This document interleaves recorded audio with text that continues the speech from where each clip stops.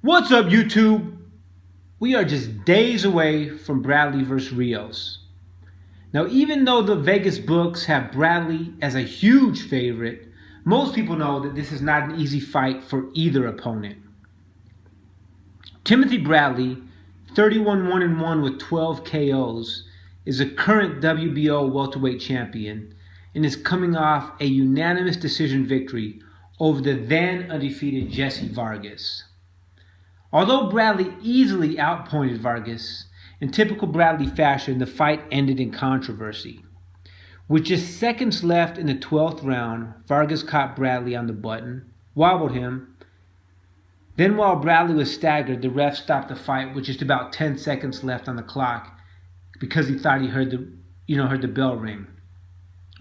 Most people believe that Bradley had recovered from the punch, gained composure, and would have been able to survive the round, regardless of the additional 10 seconds on the clock. Vargas fans, on the other hand, felt that Vargas should have been given the opportunity to try and finish Bradley and had a good chance of stopping him. So whatever side people fall on, the fight still ended in controversy. So this Saturday, Bradley's opponent is a granite-chinned, scrappy, and extremely tough Brandon Rios. He has a record of 33-2-1 with 24 KOs. When this fight was initially in the negotiating process, many felt that it should not be a title fight as Rios was not a worthy opponent. However, everything has been signed, agreed to, and the fight will be for the WBO strap.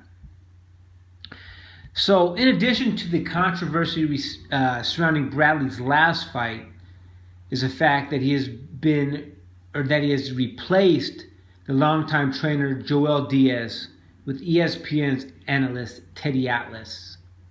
Although both Bradley and Diaz have been tight-lipped about the exact reason for this change, there seems to be several possibilities for the switch. Number one is money. In recent interviews, Bradley has stated that Joel is where he is and has the money he has because of Tim Bradley. And if it is about money, then that's a sad situation. Especially if Diaz was simply asking for the same percentage or, the same fee that he always gets. However, with Bradley's wife, Monica, who manages his career, she may have been unhappy with the income Diaz was trying to get to train Bradley. And, no matter what the industry you choose, there's always going to be someone who's more expensive and someone who's cheaper. But it's always nice to see when teams can grow together and they can prosper together.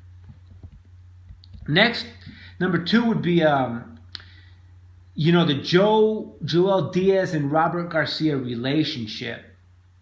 Now, it's not a secret that Diaz and Robert Garcia, who's Brandon Rios' trainer, have a lot of respect for each other and may even be close friends. Now, granted, in top-level sports, people should be able to separate their relationships from their work. However, there's a possibility that Bradley felt they were way too close and there may be some conflict of interest, and that's why he fired Diaz. The third possibility may be the Teddy-Tyson connection. Bradley has been very vocal about his admiration for Mike Tyson. Let us not forget that Timothy, after reading a book about Tyson, went into his first fight actually, with Pacquiao not wearing any socks, as he had recently read that Tyson believed he could get a better grip on the ring canvas with no socks on. However, later Bradley, even though he controversially won the fight, blamed his performance and ankle problems on his not wearing socks. In any event, Bradley has recently stated that he has been pursuing Atlas for a while in hopes that he would train him. This could be because of his respect for Atlas or because of his admiration for Tyson. Whatever the case, Bradley was able to solidify the deal and acquire the coaching of Teddy Atlas. So the fourth possibility is Joel may have overstepped his boundaries. Bradley and Joel have been together for probably 10 plus years. We have all heard the story of Joel saying that he was not going to let Bradley fight Marquez because his motor skills were messed up. There's a chance that Bradley was tired of Joel airing out his laundry as well as telling him what to do. Bradley may have wanted to make it clear that he cuts the checks to Diaz, not the other way around. And the fifth is outgrowing the master. Timothy could have just felt that he outgrew Joel's training. Many times when fighters just do repetition after repetition, camp after camp, they do not improve as fighters. Bradley may have felt that in order to evolve as an athlete and keep up with new breeds like Thurman, Porter, and Spence, he needs to seek out the advice and expertise of other trainers to build his arsenal. So the main question that will be answered this weekend is how much of an impact one training camp with Atlas will have on Bradley. Of course, both Timothy and Teddy say they are ready and well prepared. Further, whether they are prepared or not, they have to realize that Brandon always comes to fight. With Bradley's low knockout ratio and Rios' granite chin, this should be a fight that goes a distance.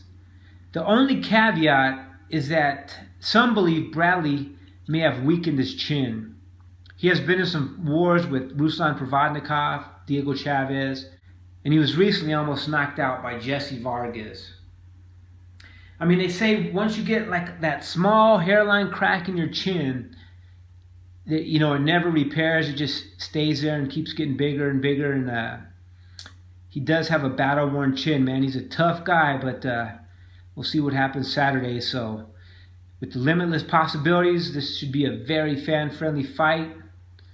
Goes down at Thomas & Mack Center in Vegas, HBO.